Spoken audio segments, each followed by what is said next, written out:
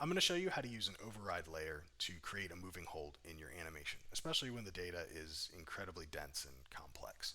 So what we have here is some motion capture data from Rikoku where we're doing some sort of a magic spell cast. And let's say I want to live, especially with the arms, in this pose for a little bit longer.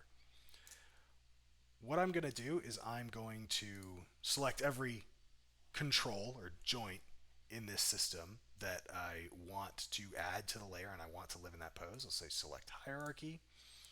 And actually, in this case, I'm also going to remove all of the feet and anything else that's going to affect the feet because I don't want to change the steps. I don't want to have sliding around in my animation by applying a pose on top of it. So I'm going to go to the frame that I would like to hold, which is on frame 491. And whatever frame you're on when you create the layer will be what the override layer uses. So we're going to create override layer from selected. You'll see that nothing really looks like it changed, but underneath you can see that we still have our steps, but now the entire upper body never moves. It just has that. Well, it's not necessarily what we want. So that's because our weight is at 100 on the layer. I'm going to set a key on it and I'm going to reduce it. On this frame, it's not going to do anything visibly because it's an override layer. It's not additive. Whatever's underneath it is going to shine through, but whatever's underneath it is the exact same as this pose. But we will see that affect what's around it. Now the arms still kind of do their thing, but they still live in this sort of bent pose.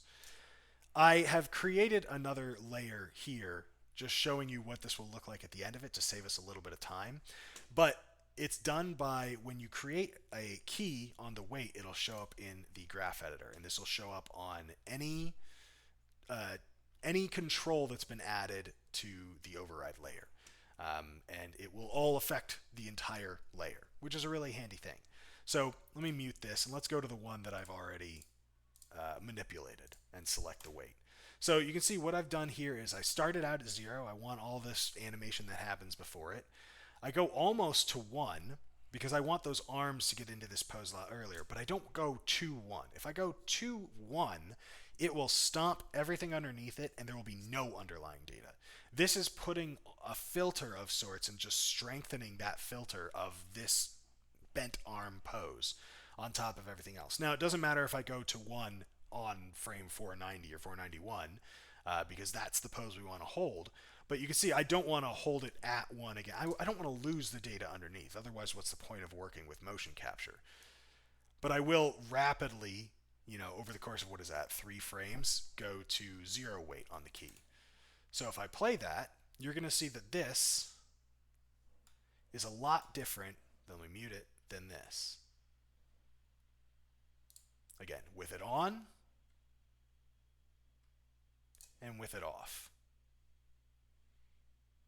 It's not perfect. You're going to have to pay attention to the keys. You're going to have to pay attention to the feet. You're going to have to do some cleanup, and it's not going to do everything for you.